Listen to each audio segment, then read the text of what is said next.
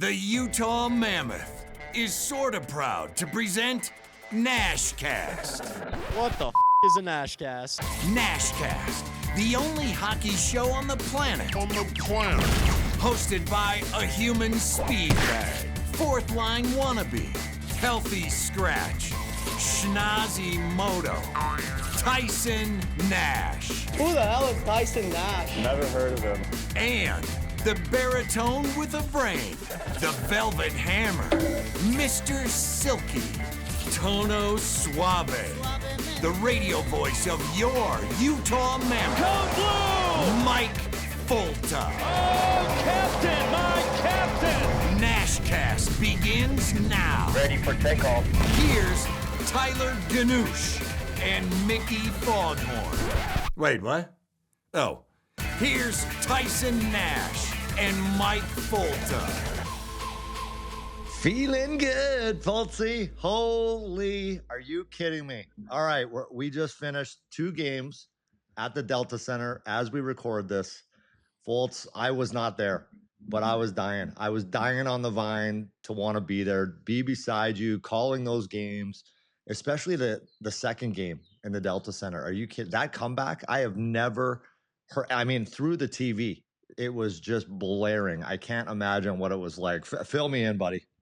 Oh, I'm glad somebody's feeling good. You're down in Cabo, right? Were you watching off like an iPhone screen? You couldn't get it on Mexican cable? I was actually there for a minute. We finally got her up on the TV, and everyone was so excited. There's lots of Canadians in there, so they were dying, but they were all into it. Like everyone was like literally pasted to the TV watching that comeback, the overtime. I mean, I've never seen a game quite like that. I mean, nuts. It was amazing, and we're recording this Tuesday morning, right after. It feels like right after the overtime finished. It was the Mammoth go down 3-0 in Game 4, and Tyson, I'm pulling out the joke book. Like I'm getting ready to like start telling stories and trying to entertain people on the radio broadcast because the game is not going well. Vegas just made it 3-0. Logan Cooley took a horrible penalty, and like it looks like this thing could get ugly. And the Mammoth kill off said penalty, and then they start their run. And I don't like we've had some incredible moments at the Delta Center the last 2 years, right? You go back to the inaugural game or the first ever game, the first ever goal, the first ever playoff game, even just days ago. But I don't think I have ever felt anything quite like what I felt when Michael Carcone tied the game on just a laser beam of a one-timer, or when Clayton Keller gave Utah the lead. And the feeling there on a Monday night in Salt Lake City, like it was electric. It was unbelievable. And I will say this too, like you knew the game wasn't going to end at 4-3. Like I had that feeling that 4-3 was not going to be the final score. I just didn't know who was going to score the next goal. And give credit to Vegas because they stuck in there. They're a team that's not going to flinch. And what's funny too is we get to celebrate the goals, and that's awesome. But we also get to celebrate the non-goals. Because when that was ruled offside in overtime, Jack Eichel was just a little ahead of the blue line. That was like they might have even sounded the goal horn. I'm not sure. Like it was as good as a goal celebration for the Utah Mammoth. But to feel that sudden death nature of overtime, like that is an emotion we have not experienced yet in Utah, and it was incredible. Yeah, I mean that had to have been. Certainly, it was. I mean, the biggest game I think we've ever seen, right? I mean, that overtime was the biggest moment in Utah Mammoth history to date, right? And you hope there's many more, but for sure, give credit to the Mammoth, first of all, for being down 3-0 and having, I don't even know what you call it, right? But just the will to find a way to chip away and come back. And you do have to go back to those moments, Fultz, and we talk about it all the time during the regular season, because you have to have confidence. You have to have belief that you can do it. First of all, you're looking around the locker room going, okay, Kels, okay, Gunther, Cooley, let's go, boys. Now's the time. Let's step it up. And they did. And they did. And not only did they come back and tie it, they had the lead. But then you're sitting there going, okay, like this is a veteran-laden Vegas Golden Knights team that was unfazed that they just gave up 4 unanswered goals. Literally. I mean, you think what that would do to your bench, to your locker room, and they went out, tied it up, and found a way, right? So give them a ton of credit. This series has not disappointed. Now you guys are heading back to Vegas, and I'm hoping I'm coming up. I'm coming up for I need to feel that. I need to experience the Delta Center Fultz. I played, I've been a part of a lot of games, but that was just so incredible. The excitement. I can't imagine what the concourse and before the game, like all of it, right? Like it's unbelievable. Literally the best fans in the entire National Hockey League, if you're asking me. It was funny because the concourse after the third, before the first overtime, like people didn't quite know what to do because everything's closed, right? There's no concessions open. And the intermission's shorter, right? Like nobody wants to miss overtime. So did they open them back up? I didn't see any. I didn't see any when I poked around. Like I was looking for tea because my voice was going. If you can't tell, tea. I'm like, tea. I was asking an attendant in the Toyota Club. I'm like, look, I know you just shut down the tea station. There's no hot water. Do you have like a microwave? Like, could we microwave some H2O here and get some tea in the mix? Like, you need a shot of whiskey is what you need. Holy! it was a weird kind of surreal scene. Milling about. I have a flurry of questions for you, Tyson. One, you mentioned the belief, like, is that a moral victory to take away, like knowing that you can erase that deficit and know you didn't win, but the next time the Mammoth go down in a game, they can draw back to that and think like we've been here before and we've erased these leads. Yeah, I mean, and again, it starts in regular season, right? I mean, how many times did we see these guys come back late in games? The heroics, right? The Schmaltz, the Keller, the Gunther. All these guys finishing these games off. And, I'm sitting there watching overtime like they're going to do it. They are going to do it. They're going to find a way. It didn't happen, but you have to draw off of those, anything you can at this stage of the year. And I think the other thing now that they need to draw off of and pay attention to is they've won in Vegas already. They stole game 2. So now you're going back, right? And you're like, all right, we'll just win another game and bring it back to the Delta Center and finish them off. So those are the little things that you have to, go back to in your head, because confidence, the mental side of the game, everyone can skate, everyone can shoot, everyone, is talented, right? What separates it? But it's the highs and the lows that come with playoff hockey, and you got to manage them. Well, and that's the other thing. You mentioned going to Vegas and potentially dragging them back to Utah for a game 6. Where you could clinch it, which would be awesome. It is, and look, I know Vegas feels really good about their game the last 2 times out, right? Like they've controlled the pace, I think, the last couple games. But is the pressure on the Golden Knights to win at home to avoid a situation where Utah wins on the road and then could win it at home? So, like, is there a pressure shift now to the Golden Knights, you think, or are they too experienced for that? I think they're probably too experienced, to be fazed by it. I mean, you look around that locker room, right? Those guys have all won. They've been there before. So I don't think they're rattled, but I think they're excited to go back home, right? They've been in Utah for a while. They've just finished 2 games. They just stole one in overtime.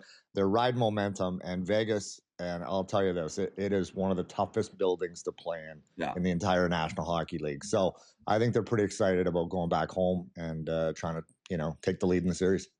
Every game so far in this series has been close. I mean, you have a couple 2-goal games, but that's about it. Every game has been right there for the taking, and 2 teams that are very different stylistically, but I think that has made this incredible clash. What do you make of the differences in styles, Tyson? Like when you have a team, 2 teams that are playing each other in a 7 or best of 7 series, and they're so different, right? Like Vegas likes to hang on to pucks, Utah likes to get out and skate. Is there one style that tends to win out usually in your experience, or how does that tend to go? I like the youth aspect for Utah, and obviously the way they play, right? And how fast they play. But that's going to be the big key for me moving forward in the series, as fatigue is setting in, the body's getting banged up a little bit. You need to make sure you play to your identity for the Utah Mammoth, and that is in your face, speed game, getting that puck going north, the counterattack, quick strike offense, all those things, right? And special teams is going to be massive as the playoffs and as these series go along. You got to take advantage of your power play. So I think, for the Vegas Golden Knights and the Mammoth, you can't get caught up in what Vegas is going to do and how they're going to play, all those things. You focus on your game and you make sure you take care of business. So we have a 2-2 series here between the Utah Mammoth and the Vegas Golden Knights. Our guest on this episode is Tony Twist, your old buddy Tyson. I know you sat down, had a conversation with him. Can't wait for that. We'll get to that in a little bit, but I'm assuming you're in Mexico. You're soaking in the rays. Look at you. You're bronzed up. Magda. I can see the tan line on your wrist where your watch goes right there. Or maybe that's your wristband. Maybe that's like your pool wristband. You should see my Speedo tan, buddy. Holy. Hip to hip, button on a fur coat. Let's go. But lots of news, folks, around the league, right? I mean, everyone's talking about the Ottawa Senators out of the playoffs, Brady Tkachuk. That fascinates me. I hope it certainly fascinates Bill Armstrong, because can you imagine Brady Tkachuk coming to Utah? You've been banging this drum for a while now, and here it is. Yeah. I mean, I grew up with the kids, right? I mean, Keith was my teammate, and what these kids have done, on the international stage, I guess you could call it, the Four Nations, the Olympics, they're winners, right? And I think that's the one big piece when you look at Utah. And it's hard because you're in the playoffs. You're all excited about it. It's hard talking about bringing in free agents at this point. But Bill Armstrong has to have a crystal ball. He's got to look ahead. He's got to be prepared. He's got to be planned. And I'll tell you what, that is the missing piece for me. There's the Austin Matthews talk. There's Brady Tkachuk talk now. And Brady Tkachuk is a guy that if you want to win and you're serious about winning, I would do whatever it took to land a guy like that.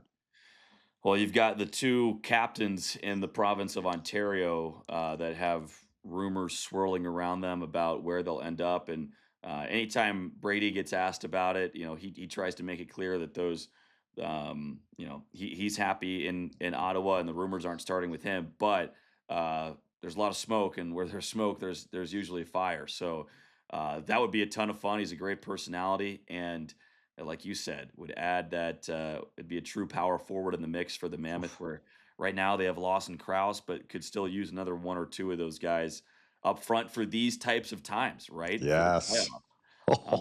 So did you watch that series at all, Ottawa, Carolina? Like, everyone's talking about how disappointing it was for the Senators, but I think like on the NASHCAST, we talk about winners, man. Like, I think this series is about the Carolina Hurricanes and how much of a weapon Rob Brindamore has that group molded into. Like, they are that good, in my opinion. They are. And I mean, that series was a little bit boring to me, to be honest. I had a tough time watching it, but that's how Carolina plays, right? They literally bore you to death. And then the end of the game, it's 4-1. And you're like, what just happened? Like, the way they play, their system, their identity to an absolute T. And when you look at a guy like Jordan Martinook, I think he epitomizes what the Canes are all about. He's Rob Brindamore Jr. in ways, how he plays, how he defends, the attention to detail, like all the things. That's Carolina Hurricane hockey, and it's winning hockey, right? And they just do it year after year after year. So, well, you had him in Arizona, did you not? Like, he was a Coyote, and he like was having trouble staying in the lineup, was he not? Evolved. And then to Carolina, and unbelievable. I've never seen a player evolve like Jordan Martinook. I thought he was done in Phoenix. I'm like, hey, his career's coming to an end. He played a lot like I did in ways, and I'm like, yeah, this is it. I can see it coming. It's so obvious.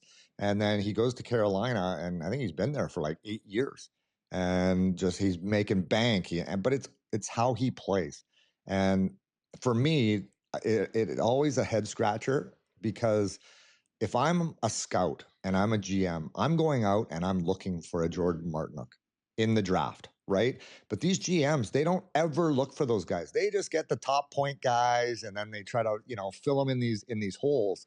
but it's, it's a square peg in a round hole. You need those guys, and at this time of the year more than ever, Jordan Martinuks are the kind of guys that make you win. It's like a Kerfoot, they do everything. They can play your power play, they can play your fourth line, they can kill penalties. So anyway, love Jordan Martinuk. Well, speaking of Kerfoot, that's a 5th-round pick right there. That's another guy who's was overlooked by 30+ teams for 4 rounds before he got finally taken by New Jersey in the 5th. But another sweep in the playoffs. The Colorado Avalanche sweep the LA Kings, and there ends the career of Anze Kopitar, first ballot Hall of Famer, you have to think, 2-time Stanley Cup champion, captain, longtime captain for the LA Kings. What do you want to say about Kopitar, Tyson, a guy who's been around for 2 decades now, plays both sides of the puck as well as anybody, and was a great ambassador for our game? Yeah, and it's sad. It's getting sad for me, and it ages me because I think there's Crosby, there's Ovechkin, and there's Kopitar. I mean, those are some of the Malkin, I guess, it would be another one that I played against, right? That are still in the league.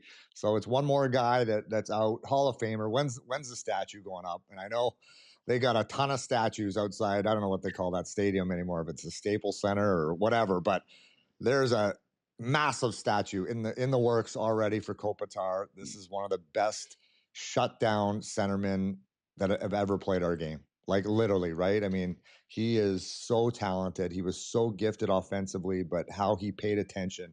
He's the epitome of a 200-foot player, right? That is as good as you're ever going to see in the National Hockey League. So congratulations to Kopi. I know that's probably a tough day for the LA Kings to lose their longtime captain. And he's irreplaceable. You're not going to find another player like that. But I did love the fact that, and I want it to happen to Ovi too, that they have their season, they're saying their goodbyes, to the league, to the National Hockey League. That's how big of an impact he had. And I think every city, everywhere he plays deserves a chance to say goodbye to a player like that. Did you happen to see Ryan Smith a couple weeks ago tweet out a picture of one of our security staff at the Utah Mammoth Ice Center in Sandy with a tattoo of the mammoth on his skull? Did you see that by chance? I did. Yeah. I actually met the guy. Gustavo. We were filming. Yeah, when we were filming all those regular season playoff little clips that we've been running on NASHCAST. I think he's greeting people at the front door. Yeah. So he has the mammoth tattoo on his head, and he had to put it on his head because he has an LA Kings tattoo on his neck. And right. his line is like, I will convert to a full 100% Mammoth fan when Kopitar and Doughty are done, which I love that. Like I respect that. So now Doughty's still going, but Kopitar, rides off into the sunset for LA. But one of our equipment guys, Matt Schwegman, got for Gustavo, he got him a signed Anze Kopitar stick. And we know the LA Kings, they're bringing around sticks. They're handing out a few at each barn they go to as Kopitar has his farewell tour. But an incredible move by Matt Schwegman, one of our equipment trainers, to get a stick for our buddy Gustavo. Really special moment. And you should have seen the look on Gustavo's face when he had that stick and the LA Kings were in town right before the end of the regular season. It was a really special moment there. And stick taps to Matty. Yeah, that's so cool. And before we get to Tony Twist, our guest, I just want to say, that's my one regret about the National Hockey League is as long as I played, as long as I broadcasted for, I never hardly got anything. I think I got a Sidney Crosby stick and maybe an Al McInnes, and that's it.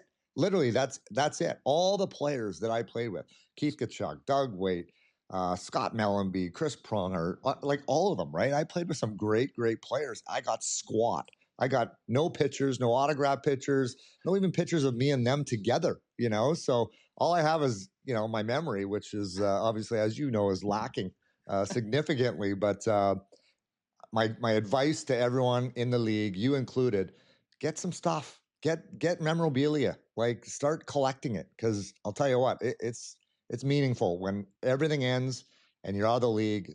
Those are some pretty big memories that you wish you had.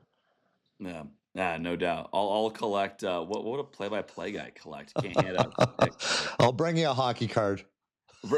The NASHCAST cards.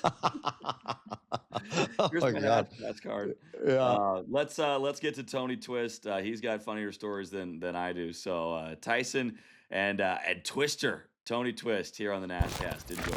Feeling good. Holy, we got the big man in the house, Tony Twist, Sherwood Park, Alberta. I got to touch See, on now that. you're right. You're right away. You're wrong. Right away, you're wrong. What? Sherwood Park. Right away, you're wrong. When I was in Saskatoon with the Blades, the NHL comes in and they say, "All right, put out." They ask for your vitals, where you were born, mom and dad, all that stuff. And I lied through my teeth. I said I was from Sherwood Park, Alberta. I gave him the wrong birth date. I said I shot right, and that was the NHL, and it still has not been corrected. So that comes all the way back to 1985 when I was with the Blades. So actually, I was born in Saskatoon, Saskatchewan, and then made home in Prince George and in Kamloops. So let's get that straight. You know what? It's hilarious, right? This AI stuff, immediately I'm like, Sherwood Park. I'm like, Oh, no, that's been following me since I did the NHL fill out 1985. It still hasn't been corrected. Yeah, and I found it interesting because that was my hometown. I'm like, how the hell did I not know that Tony Twist came from Sherwood Park? Where was his picture in Sherwood Park Arena? My jersey's hanging up. I mean, all the things, right? And no Twister. No Twister. Nope. All right, well, there you have it. So drafted in the 9th round, St. Louis Blues, played for the Quebec Nordiques, 445 games. Folks, 1,121 penalty minutes. Not a lot of minors in there, I can tell you. Definitely not many 10s, I wouldn't imagine either, but the guy was as tough as they come. The guy protected me. I had diplomatic plates, Twister. I'll never forget. Kid, you can do whatever the hell you want. It was my second NHL game, and Tony Twist comes up to me. I was scared out of my mind, and he's on my line. He's on my team. And we were going into Toronto for our second game. I'll never forget it.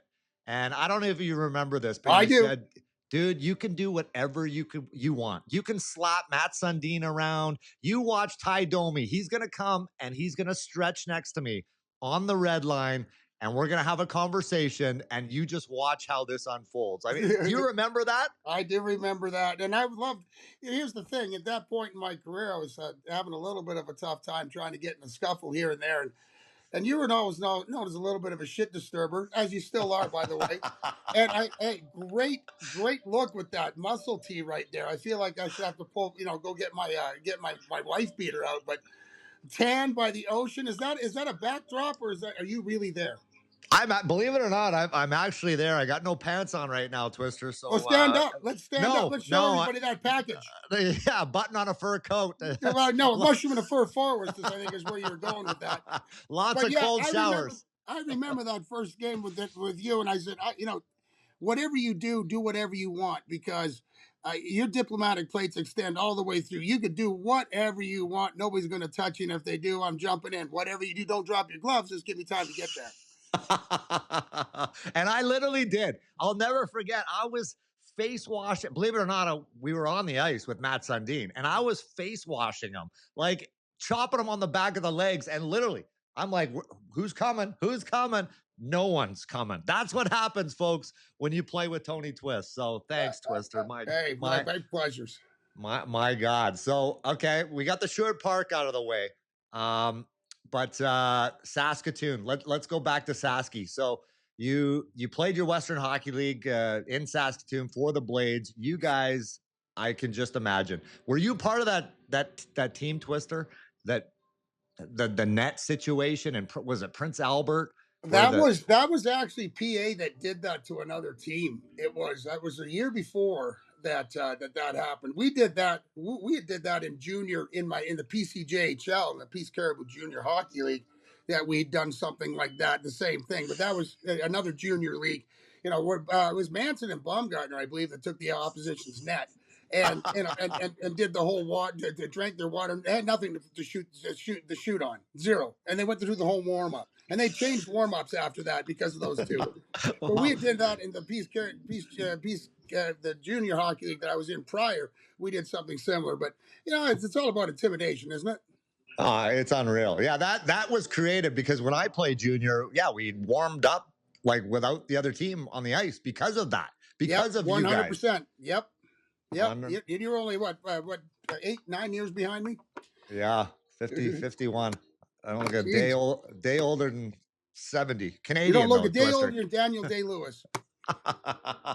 Hey, and this, I don't know. What do we even call these things? I mean, I need the nipple beater. cover. This is not the Willie Nylander. All right, he rocks this, and he rocks it well. But this is in your honor, dude. No, your I appreciate you much. Because I'm sure you've heard the stories of this guy, but this guy would come out in a string bikini, like a string bikini top, basically, right? And he'd come onto the bench and he would literally scare the living shit out of the opposition. It was a thing. Guys would come out on the bench just to see you in your tank top.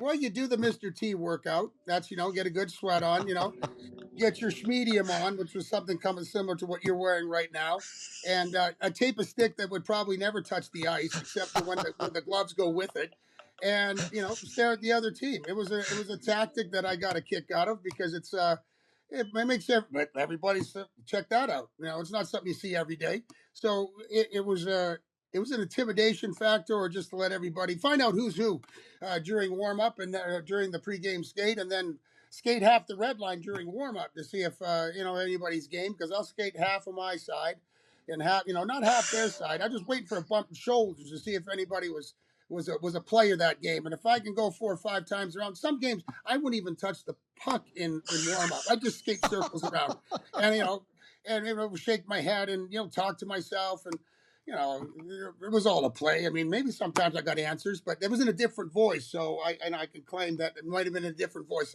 That's all right. So warm-ups, I mean, was there guys you just laugh? You'd be like, this guy is a big... Guys would clearly come. I saw Ty Domi do it. I don't know if he was cutting a deal. I don't know if you like, Ty Domi, well, bless you, brother. Oh, excuse me. Thank God it's you and not me with this schnoz. No kidding. We have to get a bigger Kleenex. A bed sheet. I think I got a beach towel here for you. I got a beach towel for you. Where are you right now is what I want to know, too. Does this ever... My garage. This is unbelievable. This is my like garage. only Twister. I got a big barrel with all my tools and toys and all my fun stuff. Yeah, that's that's the other workbench. You are an absolute beauty. But the guys cut deals. I mean, you are literally the toughest guy that I ever played with, but in the league, dude. Like, for sure, top 3.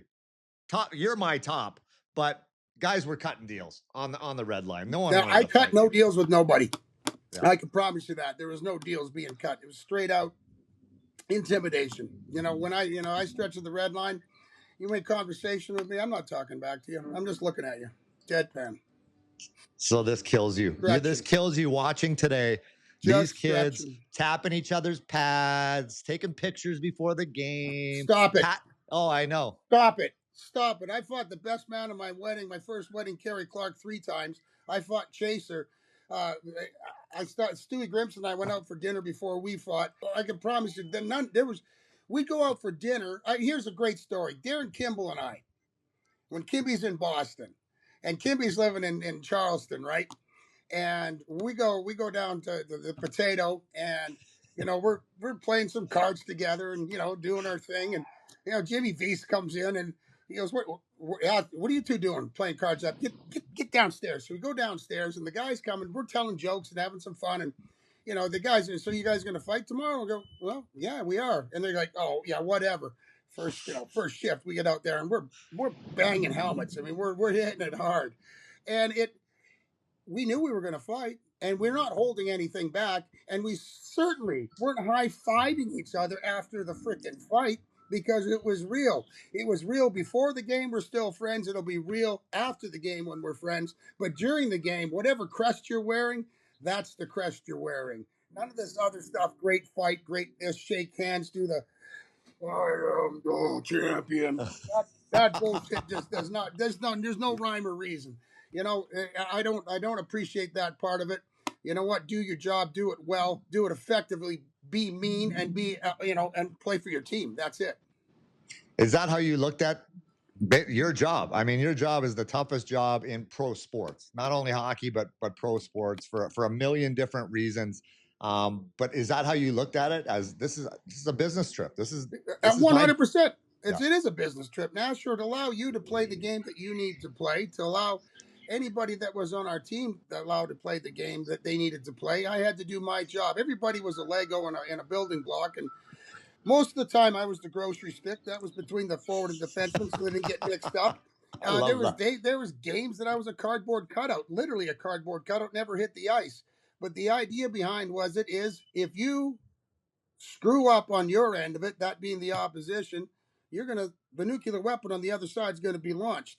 Now, eventually, the two nuclear weapons will hook up, but not after there's been some redemption for the fool that went and committed an act of crime against one of my better players. Two things happen when that occurs. Number one, intimidation comes from the other side of the bench because the best player in the other team in the bench or the top three are going, oh, shit. Now somebody's going to come out after us, right? They're thinking that's not cool. Well, whoever did that, they're going to get a talking to, number one. And number two, yeah, they're going to probably get a whack or a slash or get hit, after the whistle, take a bad one. But you know what happens? That doesn't happen again. So now you have your best players on the ice for the longest period of time that you can have them. They can handle the puck for an extra half a second without fear of being run from behind or taking a bad hit, because there was circumstances and there was consequences, and those consequences were dire. So everybody in the bench felt it. And that allowed everybody, including yourself, to do your job. And I appreciated that. The guys appreciated that. Now, don't misunderstand. I was not a good hockey player, but I wasn't paid to be a good hockey player. You are an absolute beauty.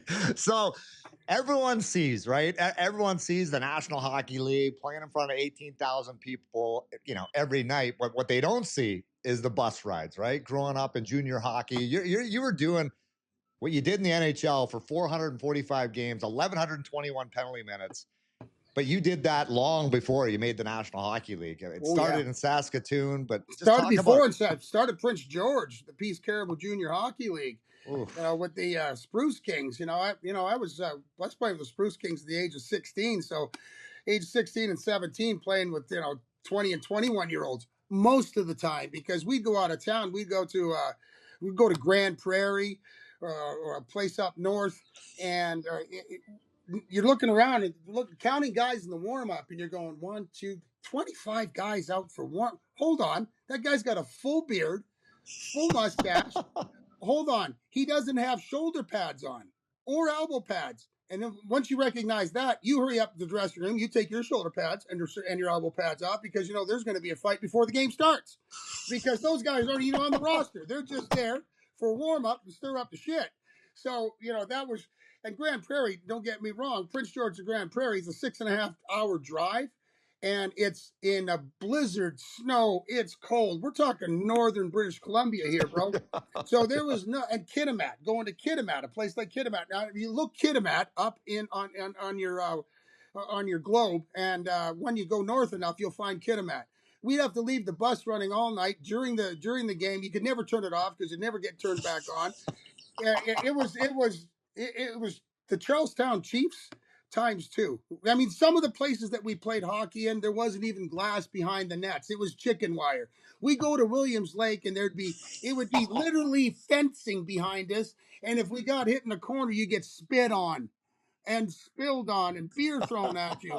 Dude, it was that's where I made my bones and said, hey, this isn't so bad. I can get around this. And then you're playing in front of 18,000 people. But talk to me about your first game, because your road, this is my favorite part of the job, is, diving into the journey of every player, right? The adversity that you went through, the games you played, the leagues you played in. But that first game, Twister, talk to me about that first game and that first fight. You talking about Chicago? Yeah. In the old arena. The most amazing, without a doubt. Now, I'm not downplaying at all St. Louis's barn. Now, the old arena in St. Louis was number 2. Number 1, no doubt, Chicago. That old arena was it reeked hockey. It reeked legends. It was amazing. It's in the middle of the worst project area in Chicago. You know, I mean, Wayne Van Dorp got held up at knife point and ended up giving all his money over to a guy on the way to the bus after the game.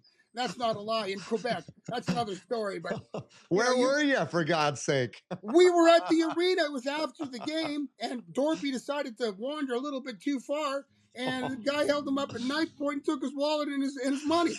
But that's when he played with Quebec.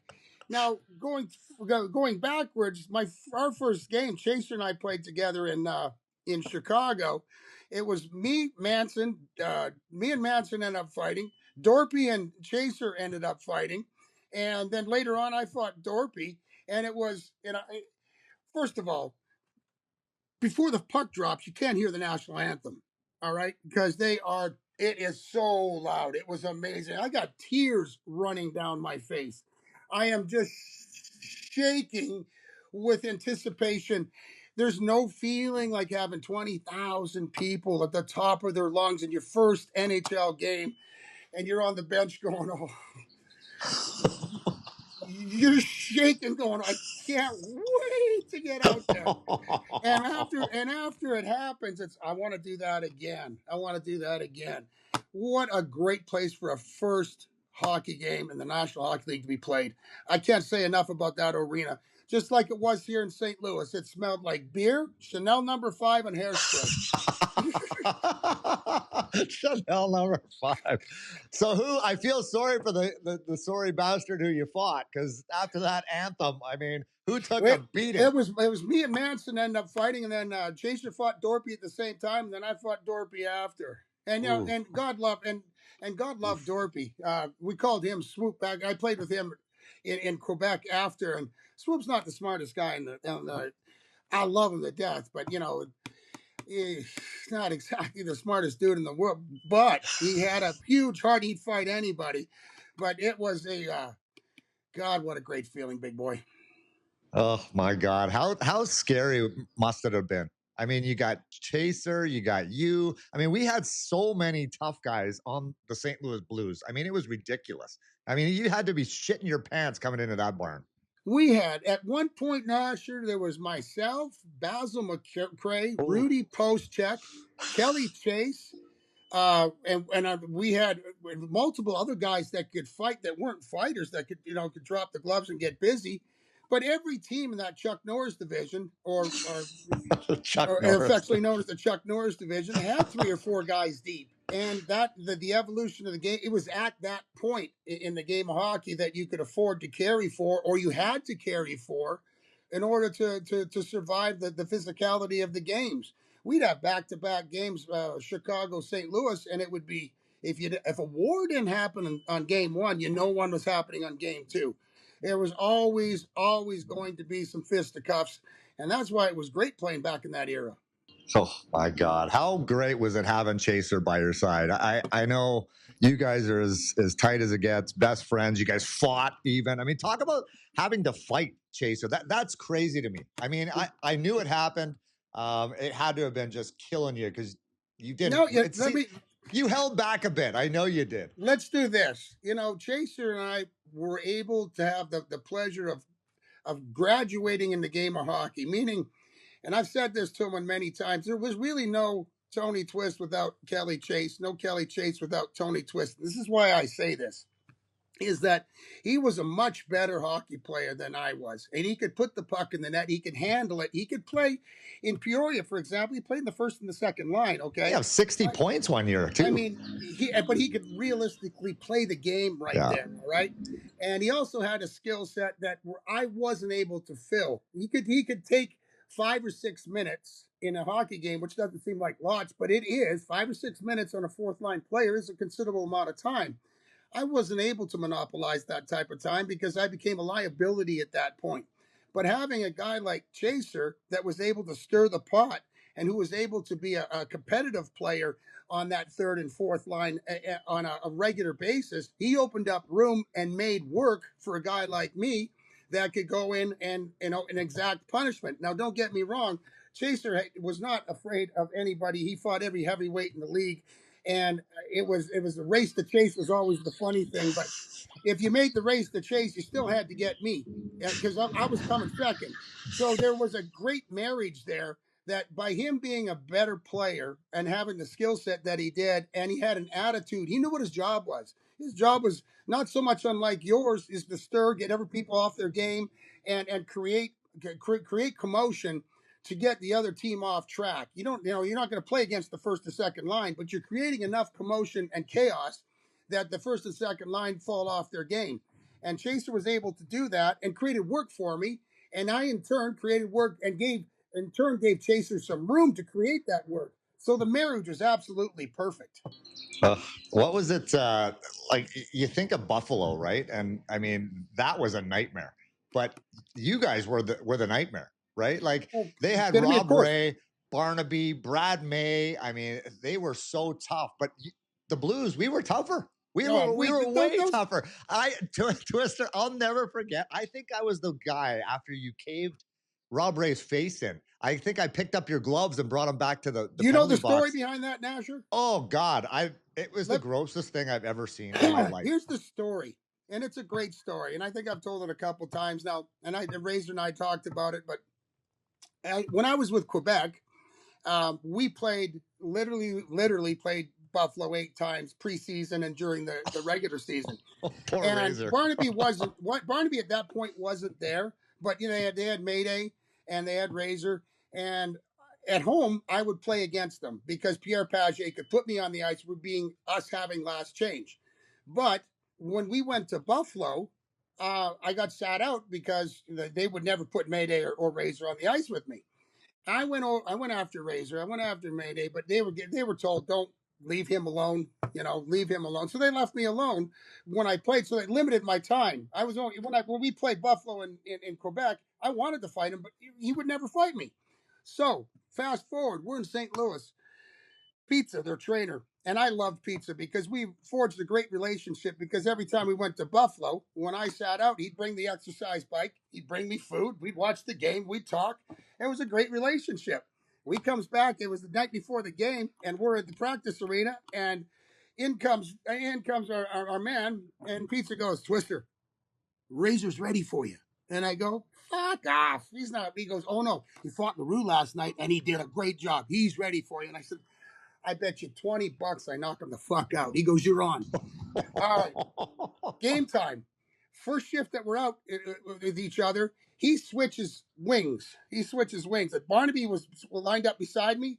And then so they switch up and Razor comes to my side.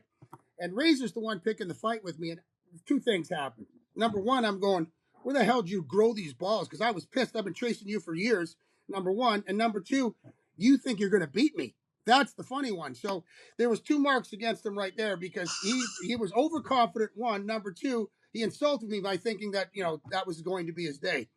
We ended up fighting, video says this thing. After the fight, he's in the penalty box, and I was doing a charity motorcycle ride after that summer. He goes, Twister, can I still ride in the ride? I said, of course, big boy.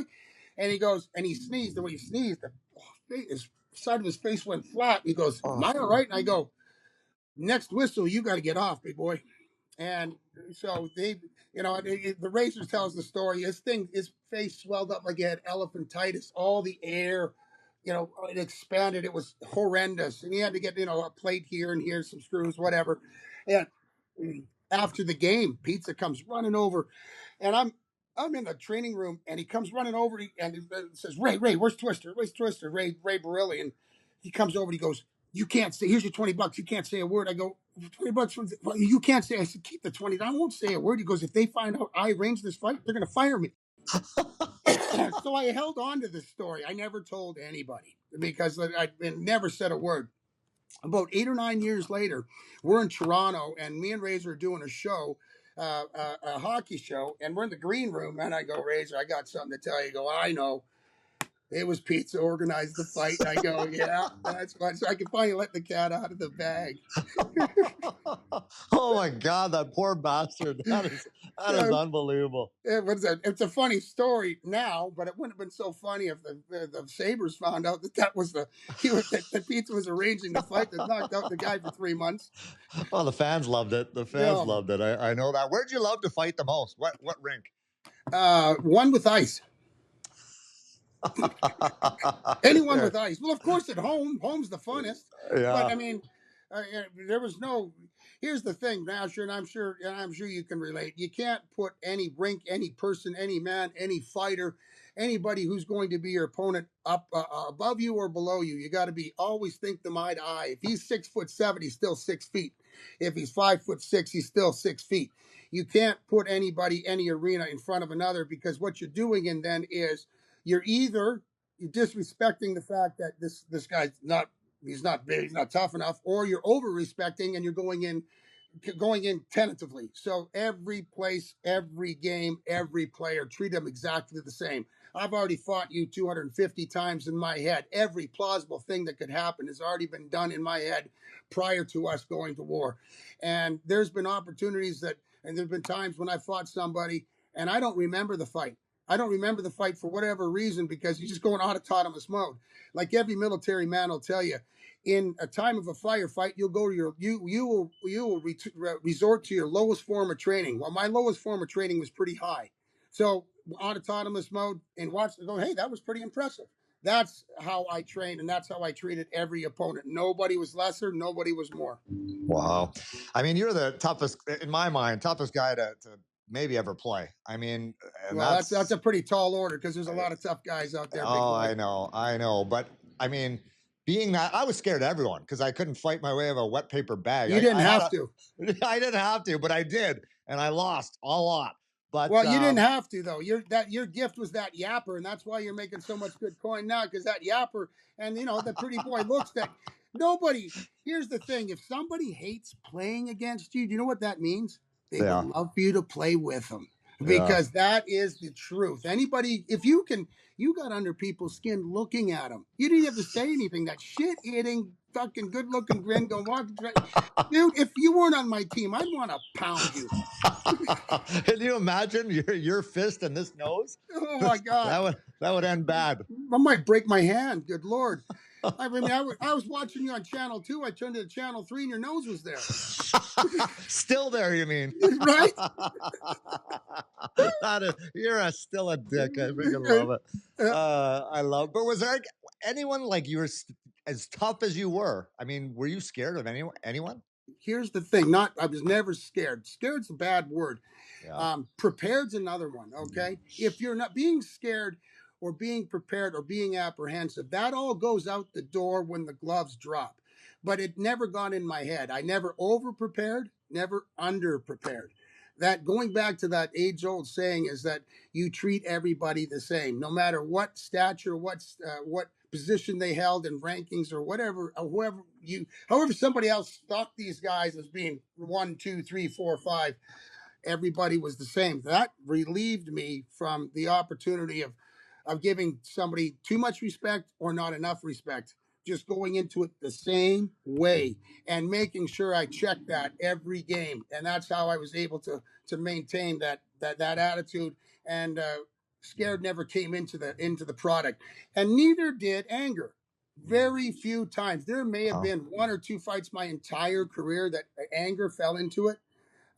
Because as any guy that's in the fight game, when you start fighting angry, you make mistakes. So again, there's a lot more that goes into the job. The mechanics of the job, obviously, when to do the job without leaving your team behind, when to suck it up and take a shot or two before you drop the gloves to make sure the point's made. It's an art form. It's not an empty art form by no stretch of the means. And as the course of the years going into the present day hockey, that art form, I believe, has been lost for multiple reasons. And do I believe it'll ever come back? No, the talent pool is too great. I mean, I wouldn't be able to shag pucks in practice right now at the best of my National Hockey League skill. I couldn't shag pucks now. So, the game has definitely changed. One last fight, Twister. Who are you fighting? One last fight? God, who would that be? I'd have no idea. I mean, in this present condition, Well, nobody. yeah. Nobody. I Yeah. mean, on the street maybe, because then I could end it in 10 seconds. But on the ice, no. I'm in no shape. That was the thing. Like, you guys fought off the ice too. That's like some of the stories Chaser tells me. I'm just like, are you guys out of your actual minds right now? Like, you're kind of We noticeable guys around St. Louis. started in junior. We were scrapping. Our drinking age was 18 in Saskatoon. You don't think that we weren't in there beating the heck out of people? Of course we were. I mean, it was on and off the ice. It was the same thing. It was a lot of fun. You know, either you like it or you don't like it, and practice does make perfect. And Peoria was another spot where things didn't really slow down there either. But yeah, recognizable or not. Again, it's a different era. A completely different era of hockey. It was almost Yeah. half-ass expected back then. Definitely not now. Did you play for Bobby Plager? Of course, Bobby P was our coach when the boys won the cup in Peoria.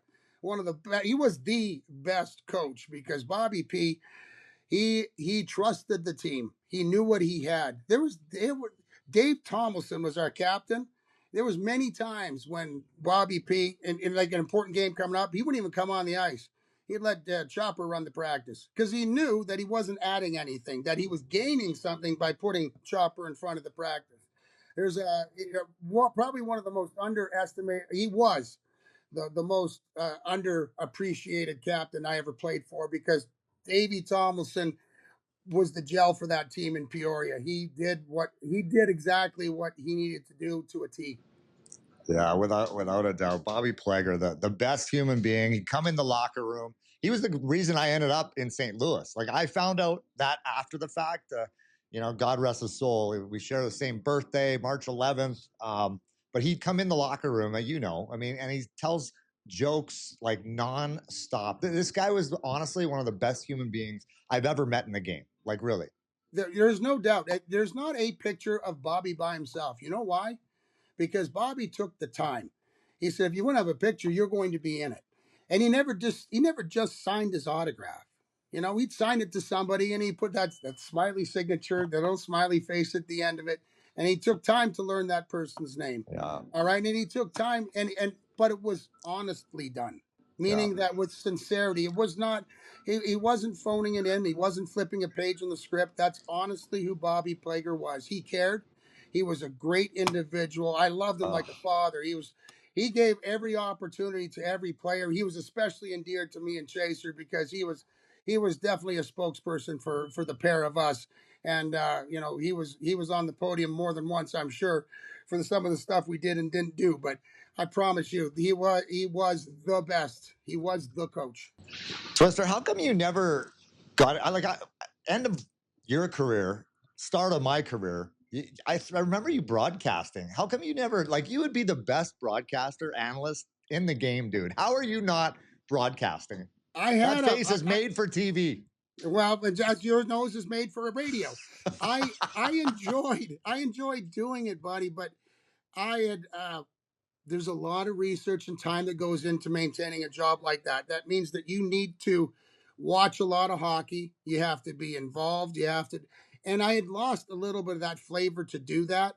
And as a consequence, I realized that, in order for me to maintain a job, because I was at ESPN doing some stuff and doing some other stuff, and I realized quickly that I wasn't willing to do the work to be able to maintain that job at the level that was needed to be done. And sooner or later, I would be able to fake it and be an imposter. And I didn't want to be exposed as one of those because I wasn't putting the work and the time in, not because I couldn't, because I didn't want to. So I bowed out of it because of that.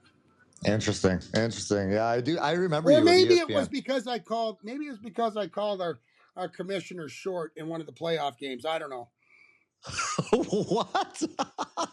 No, you we were in the Blues were in playoffs in Dallas, and I was working the sidelines, and it was between periods, and I had Gary Bettman come in as my guest, and right prior to the interview, it was between the first and second. I had a milk crate, and I said, "Hey, Gary, we stand in this milk crate." It was what for? I go, "Just do it. We're gonna have some fun." So we opened up, and and it was right about the time that Dallas was going to open up their new arena, the Reunion Arena, the new one, or maybe that was the old one. Anyways, they were opening up a new arena. I opened up. I'm standing here with Gary Bettman, and yes, he is standing on a milk crate. Gary, what do you think about the new arena Dallas is putting up? I didn't give him a chance, Steve, and he kind of laughed. He shrugged it off, and we went through the interview. Okay, right after I opened up with that question, my ear is vibrating. It's on fire. Cut the interview. I finished the interview, and then you got to go to the trailer immediately. And I go to the trailer. What for? Go to the trailer. So I get to the trailer, and they go, you've been fired. And I think it was Christensen who was in charge back then. I think it was. I got on the phone. He goes, you can't do that to the commissioner of the national. I said, we were having some fun, and I was showing him that everybody else out there that he was human. I wasn't belittling him. So I immediately went from the trailer. I went and found Gary. I said, Gary, did I disrespect you in this interview? And he goes, no, not at all. You do realize what I was doing, right? Everybody looks at you, you have no fun, and that everybody talks down to you, and you have to look up, and people think that you're arrogant. I had you sit on there and stand on that crate. You took the joke. Everybody laughed. I wasn't laughing at you. Everybody's laughing with you. And you rolled with it. You looked human. He goes, that's what I thought. And I go, well, they fired me. Hold on. He gets on the phone, comes back. You're not fired. Gotta love to be the commissioner, right? Oh my God. No, but let's not kid ourselves. I was fired not too soon after. But yeah, I was still on board for another 6 months. But Gary stood up for me. Oh, that's a great story. Yeah. So okay, last one for you, Twister. And I know you remember this, but so your career had ended, sadly. We don't even have time to get into that whole deal. The motorcycle accident, my God, that was absolutely gut-wrenching, buddy. But so you're back in St. Louis, and we're in the playoffs. We just won the President's Trophy. We're playing the San Jose Sharks, and Kelly Chase comes up to me before the hockey game, and he goes, okay, this is some dirt, some big-time dirt. I found out that Jocelyn, and that was your wife at the time, or you guys were in the middle of a separation or something. I can't remember, but he says to me, he goes, Nasher, he goes, you have to get in Owen Nolan's kitchen. Stefan Matteau, they were all playing cards with Jocelyn, who was your ex-wife at the time. And apparently she was in the hotel room with all the guys, because you guys were all friends from back in the Quebec days, right? So no harm, no foul, but I took it to a whole other level. So the first shift, Joel Quenneville sends me out there, and he goes, I get right in Owen Nolan's ear. He goes, I'm just telling you, Owen. I go, game 3, when you land in St. Louis, I go, Tony Twist is going to be waiting for you. He found out that Jocelyn was in your guys' hotel room. I don't know what the hell was going on, but he is pissed. Literally the entire game. Owen Nolan would come out. You tell Twister I didn't do anything. I didn't touch her. Stefan Matteau, same thing. Ricci, all the boys. They literally could not focus for 1 second on the hockey game because they were so worried about you. And then apparently they called you. Like, I think they were still in their equipment, but they called you. What happened on that phone call when they were absolutely nothing? Like, I give a shit. Those are my boys. Those were my guys. We had the best hockey team in the league, and we never won one road game. Think about that. Joe Sakic, Matt Sundin, Owen Nolan. I mean, we had an amazing hockey club. We didn't win one road game the whole year. Are you freaking kidding me? But those guys, we had the tightest team in the game, though. Average age was 22 years old. Those are my boys, man. Those are great days. Even when I wasn't playing with you still, I was still using you to my benefit. Because I'll tell you what. Wouldn't you? They checked their shorts. They all needed new underwear by the end of the game because they were like, oh my God, Twister's going to kill us. Get as much as you can out of it, because at this age, I don't believe you're going to get much. Yeah. Oh my God. We lost in game 7 too. I can't believe it after winning the President's Trophy. But Twister. That's the President's Trophy's curse, buddy. I know. Yep. That was 2003. Buddy, I love you. 2003? Yes, it was. It's a good memory. That's a good memory. Oh, thank you. I do have nice memories. Oh, memory. Okay, go ahead. Buddy, I love you. Thank you for boy. coming on the show. Really appreciate it. I got to get some pool time there. It's calling my name. So, all right. Speedo's, and you play your song on the way out. I'm too sexy for the shirt. Too sexy for the shirt. Too sexy for the shirt. It hurts. Bring it, buddy. I love it. Always the best. Thanks, Good buddy. to see you, bro. Thanks. I'll take time on your show anytime you want. All right, there you have it. Tony Twist, my old line mate. Like, Fultz, honestly, the fights, the destruction that I saw this guy unleash on the opposition was like no one else that I've ever played against or played with. I mean, I think he was one of the top 3 toughest players to ever play in the game. And the other thing that no one understands, they think of a tough guy, they're like, oh, he's probably not the smartest guy. But this guy is brilliant, like absolutely brilliant in how he talks, the books he would read on the plane, like all the things, right? And then he's just going out there and just destroying people. So he talked about his Rob Ray story, which I saw firsthand. I've never seen a guy get punched in the face that hard. I can't believe his head didn't start rolling down the ice. That's how hard Tony Twist punched Rob Ray, destroyed his face. The guy's got like 4 plates and screws in his cheekbone and his eye socket. So anyway, thank you to Tony Twist for sharing some of those stories. He is an absolute savage. That's great stuff. Always love when you get your blues buddies in on the line and start chopping it up. That's great stuff. Nasher, another great episode here. We've got the Utah Mammoth in action. If you're listening to this Wednesday, they're in action tonight, Game 5 at the Fortress, and then Game 6 Friday at the Delta Center.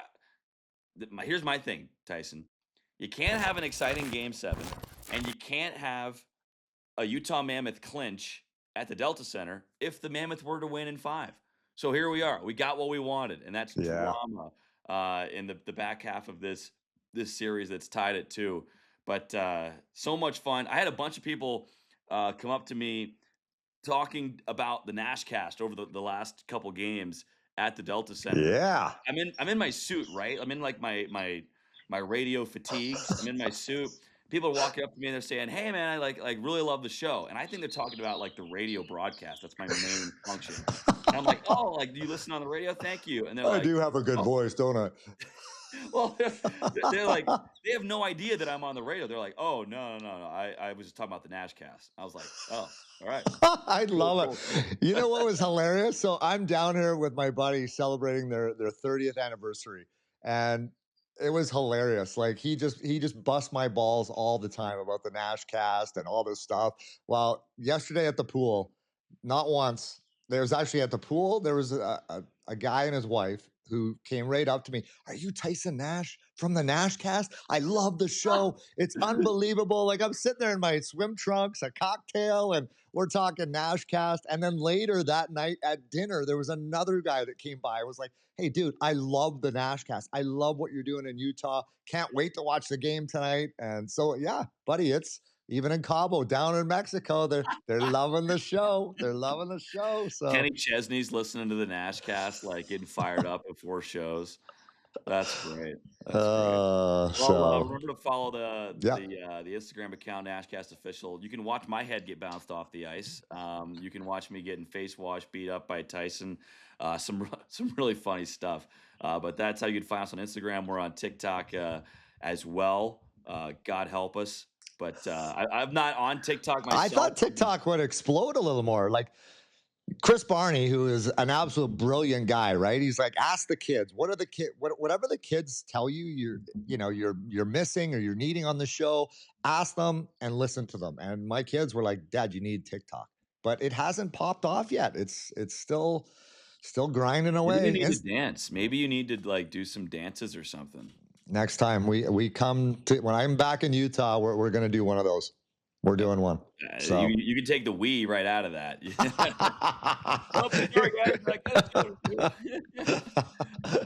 a beauty. We'll talk to you next week. Enjoy the playoff hockey. Enjoy it from all around the NHL, not just the Utah Mammoth. It's truly the best time of the year here in rounds 1 and 2. So much intrigue around the league. And the Utah Mammoth are right in the middle of it, Tyson. So can't wait. We'll enjoy these next few games and hope the Mammoth can find a way to win 2 out of 3. Let's go.